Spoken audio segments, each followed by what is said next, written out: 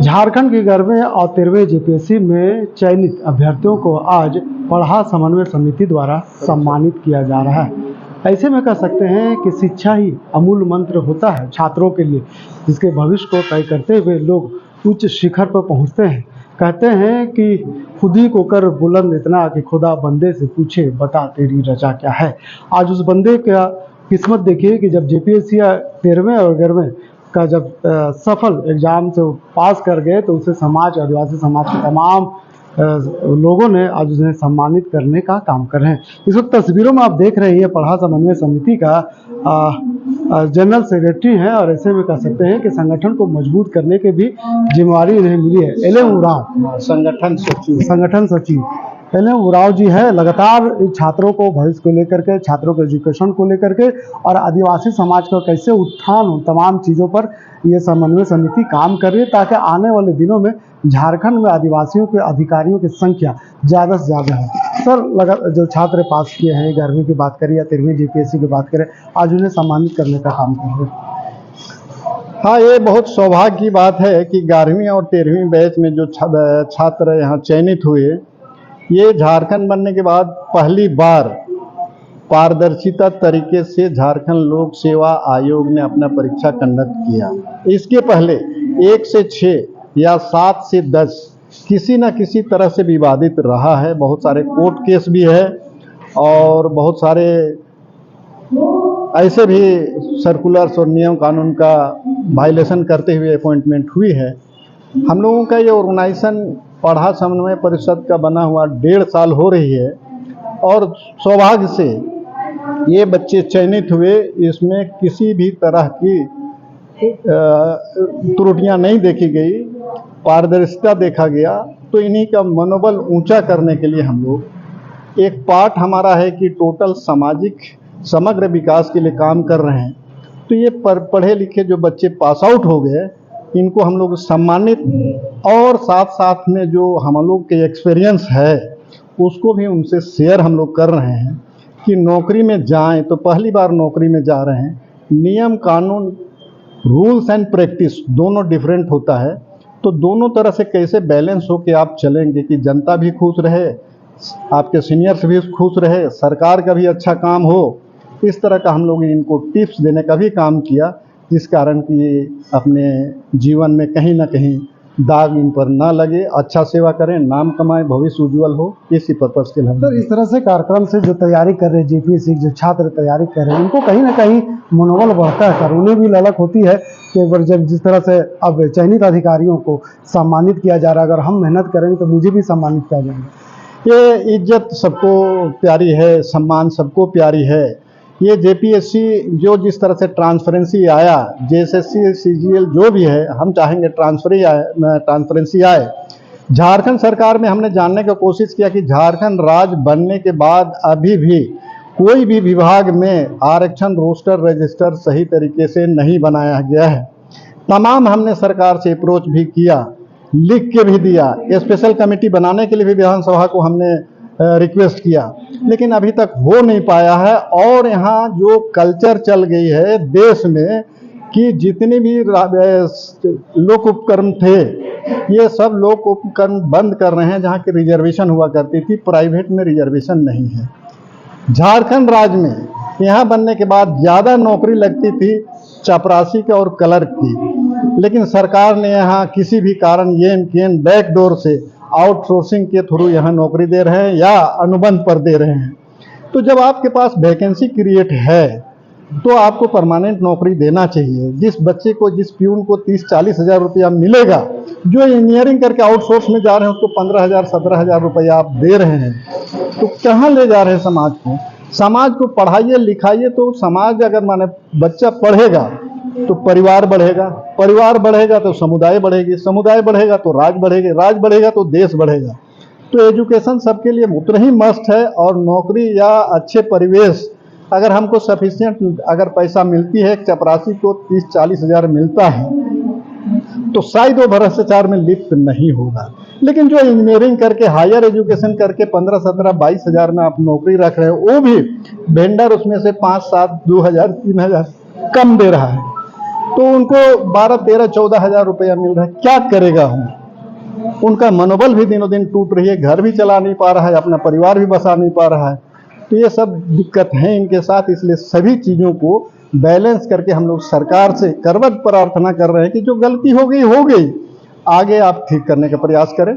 उसके लिए जनमानस को भी हम जागरूक कर रहे हैं कि हम जो डिमांड कर रहे हैं या डिमांड रखे हैं, आपने जिता के भेजे हो जनप्रतिनिधि, वो नियम कानून बनाते हैं। नियम कानून आज 24 साल तक तो वायलेशन हो गया, 25वां चल रहा है। तो जो वायलेशन हो गया उसको ख़त्म कर दीजिए और उसको नया सिरे से जो कानून सम्मत है, संविधान सम्मत है, वो आप काम करें।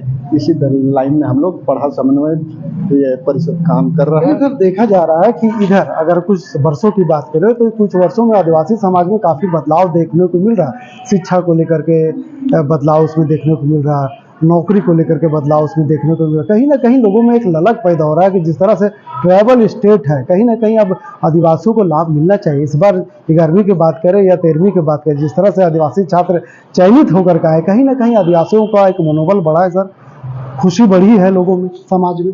ये आपका सवाल बहुत अच्छा है कि बच्चों को अधिकारी बने, तो इतने अधिकारी को देख के समाज भी गर्वान्वित फील कर रहा है कि मेरे बच्चे इतने आए। लेकिन कितने अधिकारी बनते हैं?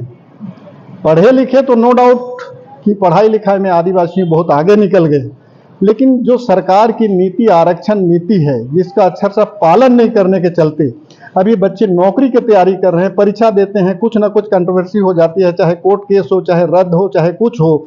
अभी बच्चों का उम्र जो होता है 20 से 30 साल के बीच में शादी ब्याह हो जानी चाहिए, लेकिन ट्राइबल समाज में पहले 20 से 30 के बीच होता था, अभी कम से कम 30 से लेकर 45 के बीच में शादी ब्याह नहीं हो रहा है कि हमारा नौकरी होगा तो शादी करेंगे। वो भी उनकी भी गलत चीज़ है कि कोई जरूरी है कि नौकरी ही मिलेगी। आप दुनिया धंधा कर रहा है, बिजनेस कर रहा है, कुछ भी आप करो। तो एजुकेशन तो अच्छा हुआ है, लेकिन एजुकेशन हमारा अच्छा हो रहा है तो सरकार स्कूल बंद करना शुरू कर दी। लास्ट टाइम लगा सरकार 14,000 स्कूल बंद कर रही थी, हम लोगों ने लड़ाई लड़ा तो 9,000 ही स्कूल बंद हुई। तो अच्छा एजुकेशन, अच्छा समाज बनाने के लिए स्कूल खोलना चाहिए, आप स्कूल बंद कर रहे हैं, तो सरकार की ये नीति अच्छी हमें नहीं लगी।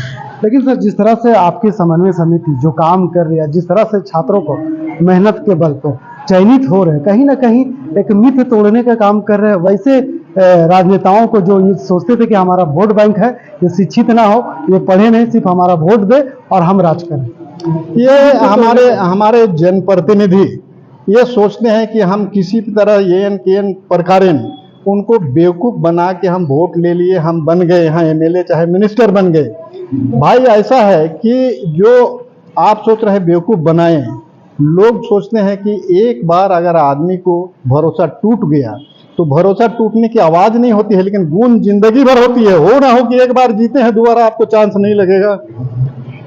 आप जो बच्चे जा रहे हैं, बच्चों के लिए आप दरवाज़ा खोलिए। अगर अभी आप आरक्षण रोस्टर रजिस्टर 2000 से लेके अभी तक अपडेट करेंगे तो SC ST OBC का भी 2.5 लाख बैकलॉग वैकेंसी होगा।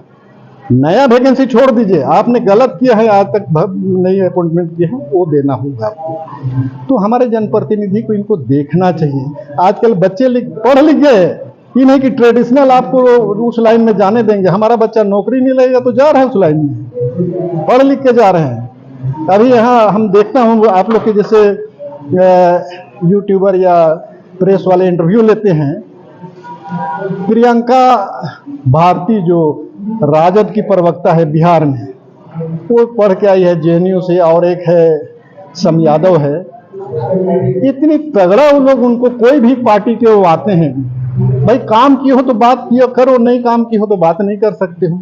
बहुत ही खूबसूरत वो लोग दे रहे थे। यहाँ भी बच्चे लोग आ रहे हैं, नेतृत्व करने के लिए भी आ रहे हैं, जो कल जाएंगे विधानसभा में तो अच्छे अच्छे कानून बनवाएंगे।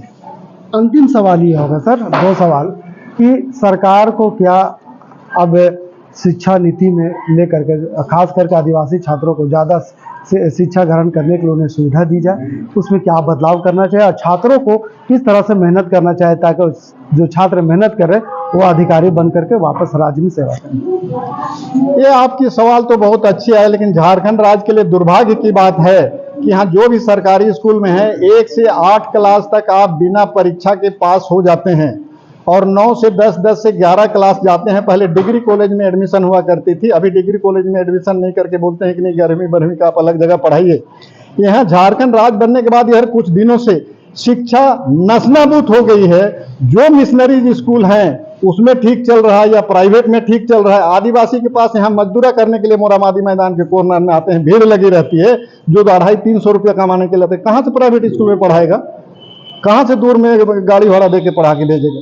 सरकार को चाहिए कि यहाँ का जो सरकारी स्कूल है अच्छे शिक्षक तो आप बहाली करते हैं, प्रोपोर्शनेट जितने सब्जेक्ट का टीचर चाहिए उतना आप बहाल करिए, टीचर बहाल करिए और उसका वहाँ से एजुकेशन निकलने दीजिए। एजुकेशन है चरमरा गई है। एक जनरेशन झारखंड बनने के बाद में 2000 से 2024 तक जो पास आउट हो रहे हैं, आप बीए में संज्ञा सर्वनाम विशेषण नाउन प्रोनाउन पढ़ा रहे हैं। अभी कॉलेज में जाइए, बच्चे बोलते हैं कि नहीं सो अभी क्लास होने वाला था, टीचर नहीं आए, टीचर आए तो बच्चे नहीं गए। 2 महीना 3 महीने में परीक्षा हो रही है, सेमेस्टर 1 का 2 का 3 का क्या हो रहा है हमको तो समझ में नहीं आ रहा है। ये शिकायत की बात नहीं है, लेकिन सोचने की सरकार को, हायर एजुकेशन को, वाइस चांसलर को ये देखने की बात है और एजुकेशन डिपार्टमेंट को तमाम देखने की बात है। पिछले 1 दशक की बात करें तो झारखंड में कई बदलाव देखने को मिल रहे हैं। यहाँ का आदिवासी समाज अब खुद पे निर्भर होकर के जागरूक हो रहे हैं और कहीं ना कहीं आदिवासी जो बच्चे हैं वो राज्य में बेहतर सेवा देने के लिए दिन रात मेहनत करते हुए नजर आ रहे हैं। यही वजह है कि जेपीएससी 13वां और जेपीएससी 11वां का रिजल्ट इस बार बहुत अच्छा रहा और लगभग अगर हम बात करें तो आदिवासियों की जो संख्या अधिकारी बनने का, उसमें कहीं ना कहीं इस बार और 13वीं 11वीं की बात करें तो सबसे बेहतर रहा। बच्चे उम्मीद कर रहे हैं कि आने वाले दिनों में फिर से जेपीएससी की तैयारी करेंगे और बेहतर अधिकारी बन करके राज्य का सेवा करेंगे। फिलहाल इस खबर के यहीं तक। वीडियो जर्नलिस्ट फैयाज के साथ मैं नौशाद, कोयला संवाद रांची।